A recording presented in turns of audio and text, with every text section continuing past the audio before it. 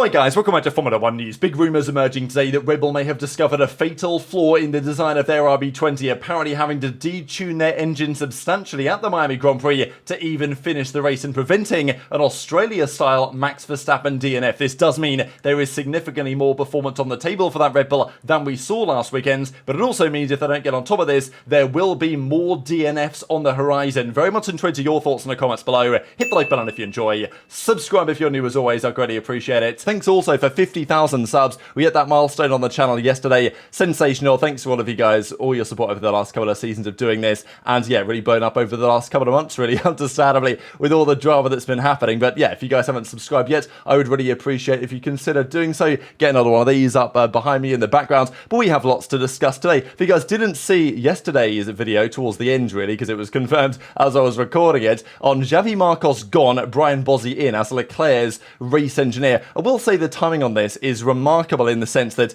if Xavi was going to be gone, he's been with Leclerc for a very long time now, you might have expected, if this was plans, for them to have Leclerc and Xavi have a nice few words on the radio to say, oh, Xavi, it's been so great working with you over the last few years. You know, you're now moving on to a different role in the organisation. That didn't happen, though. It didn't seem like Xavi or Leclerc were aware that this partnership was coming to an end. So there's been some speculation as to why. Was Xavi not doing a good enough job? Which, you know, maybe his communication has been called into question. I think it's improved, but, you know, not maybe considered to be the best race engineer on the grid. There was also some speculation, could this be Hamilton related? Are they trying to make a move to prepare for Hamilton's arrival? That seems unlikely because, you know, they brought Bozzi in, who also knows Leclerc. They've not brought in, you know, Bonington, right, from Mercedes, who's Hamilton's engineer, to kind of make another swap for next season or something. That's not happening. So that seems kind of doubtful as well. He's not the only guy at Ferrari that says we are checking. Sainz's engineer says it as well. So presumably, you know, it might not be the last we've heard of it, but you know, it's certainly up there, isn't it? So yeah, big day yesterday in the sports, and I wonder what the explanation for this will be, why they've made this move now, whether this is just a continuation of Vasseur cutting heads he doesn't think are, you know, best placed to take the team to the next level, as they prepare major upgrades, of course, for Imola, as we'll discuss here in a second. Now, other teams that have been using their filming days, their testing days wisely, are other teams bringing upgrades, such as Mercedes. They brought half of their upgrade to Miami. Apparently, it worked as expected. It wasn't great, was it? Let's be real, but they're bringing the other half to Imola. George Russell and Kimi Antonelli were in the car in the W13 actually yesterday, so not testing these new upgrades, but seemingly testing Antonelli's performance. And this is a big question mark. Well, honestly, some people don't even think it's a question mark. There is a feeling at Mercedes that Antonelli is the real deal. Every time he steps in a car, he seems to impress the engineers. And while he might not be having an absolutely dominant Formula 2 campaign or anything like it, he definitely is in a conversation for a seat either at Williams shortly thereafter, possibly very soon, but that's been denied by James Vowles and Toto Wolff in place of Logan Sargent, or certainly for next season at Williams or even at Mercedes replacing Hamilton has been thrown around. So presumably they were using Russell here to say, okay, Russell, do some laps in the W13, let's see where Antonelli's pace stacks up, because they had him in the car at the W13 at Imola doing some testing a few days ago now, and he was setting blistering lap times. But, you know, that's an upgraded W13. That's difficult track conditions to compare to what they had when the W13 was actually there a couple of years ago. So put Russell and Antonelli in the car on the same day, see what it looks like, and potentially help use that information to help inform a decision. Mick Schumacher also in the car in the W15, but not testing performance because, you know, there was some rumours that they would use Schumacher and Antonelli to like compare their respective performances, but I think everyone knows Schumacher isn't getting that Mercedes seat. Antonelli may, so there might not be any point doing that. Schumacher apparently has not been chasing times, but has been trying out different setups, lots of fuel on the harder tyres. So, you know, it was a joke, wasn't it, last year, that whenever the Mercedes struggled on a Friday, Mick, you know, poor Mick was in the Schumacher until like 4 a.m. trying to figure out the setups. Apparently that's now the case, just in terms of pure testing. They're potentially trying this stuff within your upgrades to see what works and what doesn't work. And yeah, the issue is bringing the tyres up to temperature and getting the right tyres, certainly the rear tyres, into the right operating temperature all of the time. They've struggled with that, Mercedes. A very narrow operating window where the car actually works, and, well, the feeling is that Mick Schumacher may have made some progress in discovering that. Théo Pourchaire, current Formula 2 champion, just a quick update on him. We saw that there was some drama at Arrow McLaren with David Malukas getting cut in controversial fashion from their IndyCar team, but Théo Pourchaire will be the man to step in for the majority of rounds. I don't believe he's going to be racing every round. He's actually pulling out of the Super Formula Series to make this happen. I think Callum Ilott is quite possibly going to be in the car for the Indy 500, of course, in a few weeks' time, which I'm very excited to be attending. Looking forward to that. A couple of other driver market things. There were rumours emerging today and over the last couple of weeks that Ricciardo might be gone for Imola, right? This was thrown around in the New Zealand Herald, I believe it was, saying, oh, Lawson's going to be in the car, Ricciardo's going to get replaced. And Helmut Marko actually said that whoever made this up was basically just having a dream, because it ain't happening. Says it's nonsense, Ricciardo ain't going anywhere. Now, there have been some talks, of course, that Lawson, they would like to get him some time, but Danny Rick has turned his performance up somewhat over the last couple of races, but he still didn't have the Grand Prix in Miami that he would have liked, especially because Tsunoda, of course, ended up P7 in the race, and Ricciardo was well outside of the points. But let's talk about upgrades, right? Haas bringing more changes here to Imola, maybe following the lead of Ferrari on certain things, and Ferrari have no doubt a major upgrade package in the works. If this elevates their performance to the same extent that McLaren's upgrade in Miami elevated theirs, they will be on pace to win races. Certainly based on the data we saw yesterday. But as we're going to see in the coming minutes here, Red Bull may not have had their full hand on show, shall we say, at the Miami Grand Prix, where that data is from. This as well is the F175, of course the 2022 car with those beautiful side pods that unfortunately are no longer the way that it tends to be done, right? Everyone's moved towards that more downwash Red Bull style concept. It's got the new livery though, just like, you know, this HP printer style front and rear wing is just so bad, isn't it? But unfortunately, that's in all of their cars. So Arthur Leclerc was in the F175 doing a bit of a filming day. Of course, what really matters, though, is getting in the SF24, because this, I believe, is Ollie Behrman in the F175. But what did happen shortly after this was Charles Leclerc in the SF24 with the brand new spec upgrade. So here we go. The first look, the first images of these changes to the Ferrari, and they are rather substantial changes. The big one to note, of course, straight up is on the side pods. They have gone for, as other teams kind of adopted, the RB19 style underbite side pod concept. But we saw this season Red Bull introduce the overbite, which I actually prefer. I know that Bryson Sullivan made this point as well today, that it looks more like a fighter jet, which I think is kind of true. But as you guys can see here, we've got an overbite design on the kind of side pod inlet, and then there's what seems to be the S-duct, really. Now, Ferrari used this before, this like S-duct thing that goes from here to here. Red Bull introduced this like vertical slot as well on their car, and now it seems that both Ferrari and Red Bull are kind of trading ideas to come up with what they think is the most efficient and the best side pod concept. So just a few other images here from the filming day to day. Can't really see too much on this one, but I will say the rear wing looks substantially different as well. There's also these features on kind of nearby the halo on the front end of the car that these are brand new. So yeah, it's interesting, isn't it? Because there's certain things in the rules that you're allowed to use because they have an actual purpose, and other things you're allowed to use aerodynamically. So for example, the wing mirrors, what they're mounted on, it has to be a wing mirror mounting. It cannot have a primary aerodynamic purpose. But of course,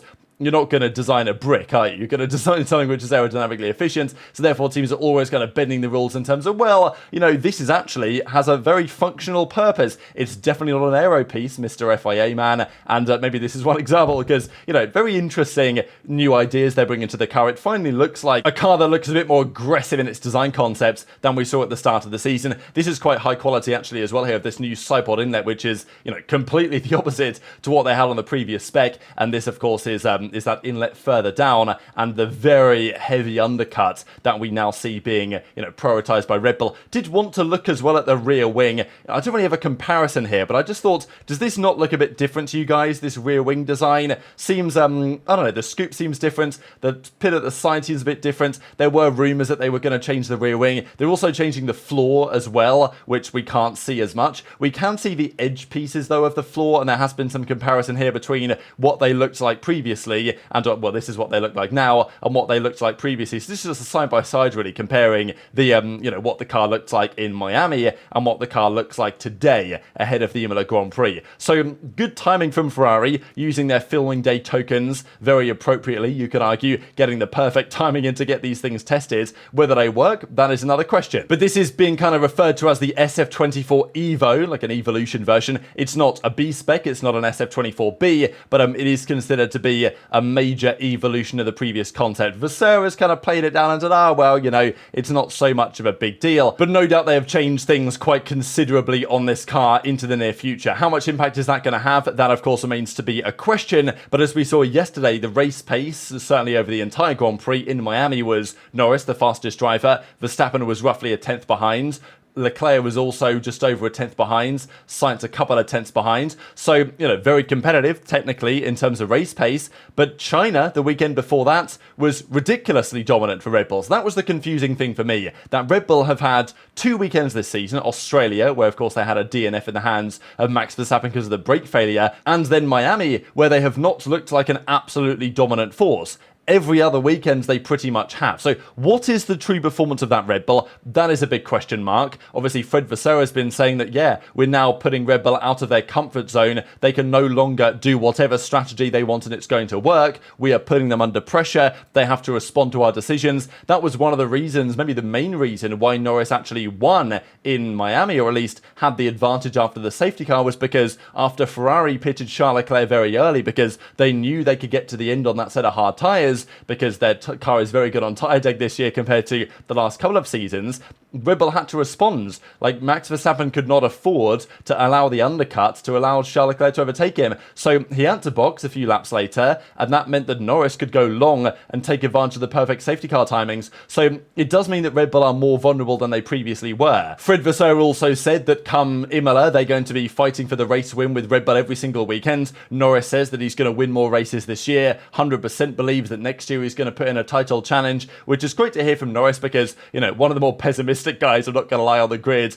but it seems like maybe he's a new man after this race victory. Seems much more optimistic about his future and the future at McLaren. But the question has been, what are Red Bull going to do to respond? Because they're bringing an upgrade to Imola. We don't know how much this upgrade is going to impact performance, but we did hear before the season even began that their car, I think even Newey said this, their car is going to be substantially different come Imola. So here we go, let's see. Helmut Marko says, I'm not worried about McLaren. He's more than 50 points behind. Besides, we're bringing a big upgrade to Imola, which I expect a lot from. So, basically saying they've got something rather substantial in the works. So let's say this is a 0.3 of a second upgrade. Let's say Ferrari have a 0.4 of a second upgrade. Then, on paper, it should be reasonably competitive between those two teams. The question is there even more performance in the Red Bull that we did not see in Miami? Because there was this post made on the Reddit today. It was then deleted, I presume just because it's kind of baseless, right? There's no evidence behind this, but somebody today anonymously in the panic made this claim,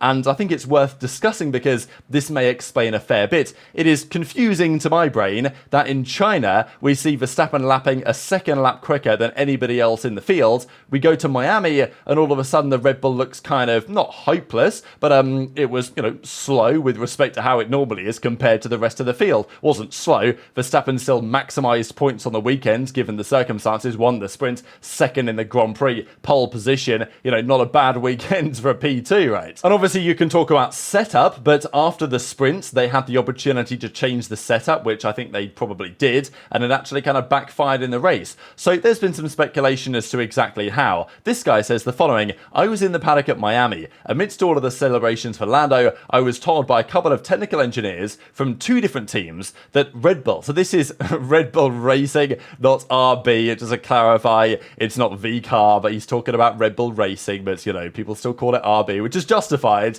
but it's like stupid branding, isn't it, from VCAR. Anyway, Red Bull had turned down the performance of their cars by 1 unit or 0.35 seconds per lap. They suspect this was due to poor cooling design of the Red Bull brakes and engine. Brake assembly cannot be replaced during the Parc Ferme, even with the gains made by McLaren and a potential Ferrari Imola upgrade package, which the engineers thought was not going to be as strong as it's been speculated as, which, you know, you can debate as to whether those technical engineers from various teams they may work for would actually have any real knowledge of that. But interesting to hear. They reckon that Red Bull is still ahead by a couple of tenths in quali pace, and even more than that, up to half a second, 0.6 of a second in, you know, per lap in race spec. Obviously, if Max has a clean lap and a clean strategy, they expect the dominance will return for Imola. So this is very interesting if this is true. Of course, it's speculation, but it would kind of make sense based on what we saw. And this may be what Adrian Newey was referring to in an interview with Sky Sports the other day, where he said there is one feature of the RB20 that he is not terribly happy with. We speculate as to what it might be. It may be the cooling on the brakes and the engine. Because this year, Red Bull have brought in a new brake manufacturer, a new brake supplier in Brembo, I believe, who also supply Ferrari. I think even you can see it on the Ferrari livery, actually, near the rear. It says Brembo, yeah, right about here on the far left-hand side, it says Brembo. That is their brake supplier. Now, Red Bull also use the same brake supplier nowadays, and there's been some speculation as to whether that's been affecting them. Certainly in Australia, they had brake problems for Max Verstappen in terms of, you know, cooling and setup of the brakes, and Brembo themselves said, well, it wasn't our problem, that was a you problem, right? You set it up wrong, basically. That's why the brakes failed. So Red Bull have something to manage here, and therefore there's two ways to look at this. Either you look at it positively and you say, okay, well, actually, Red Bull have way more performance in the tank than they showed in Miami. They've got an extra, you know, 3.5 of a second in pure engine performance because they had to detune their cars so the brakes would survive and the cooling issues didn't get out of control. They didn't make any of this, you know, public knowledge, of course, if this is true, but there's been some speculation as well, in addition to even just this post, that it may have been based on what certain, you know, journalists have said after the Grand Prix. So Red Bull may have way more performance, but also, is this not a fundamental problem? Maybe this is why it wasn't mentioned by Red Bull, is because this is a fundamental flaw with their car. They have cooling issues with their brake and engine, apparently. Well, we saw it in Australia, to be fair, and maybe they've had to take measures to guard against that in Miami. If this is what Newey was talking about as the big problem that he wants to fix in the car, he said that, yeah, it ain't happening yet. They might fix it for next year, possibly later this season, but this Imola upgrade is not going to address this, probably because those were aerodynamic changes that were decided a long time ago, and this issue has only been discovered probably in Australia relatively recently, and they might be trying to figure out a solution. On some weekends, it's fine. I mean, it was pretty hot in Miami, right? Whereas in China, different story. They have no problems. The car is absolutely rapid. So on the one hand, this seems to be a fundamental flaw with the Red Bull that is affecting their performance, potentially limiting their, you know, actual race results, because they may get another DNF if these issues continue. But on the other hand, the car is more rapid than it appears, right? In Miami, they have more pace. Like, I think it is probably expected, given the advantage they had last season, how early they could develop this year's car. But it may have an Achilles heel, this Red Bull, and as a result, it may mean that things are slightly more in jeopardy than we may otherwise have thought. However, if they bring an upgrade which is close enough to what Ferrari are bringing this upcoming weekends, and they indeed do have an extra 3.5 of performance, Max will still take pole, and Max will still win the race comfortably, and possibly very quickly put to an end lots of the talk on the fight back this season from either Charles Leclerc or just Ferrari in general, or Lando Norris in the McLaren. So very much into your thoughts on all this stuff in the comment section below. Hit the like button if you enjoyed, subscribe if you're new, take care, and I'll see you next time.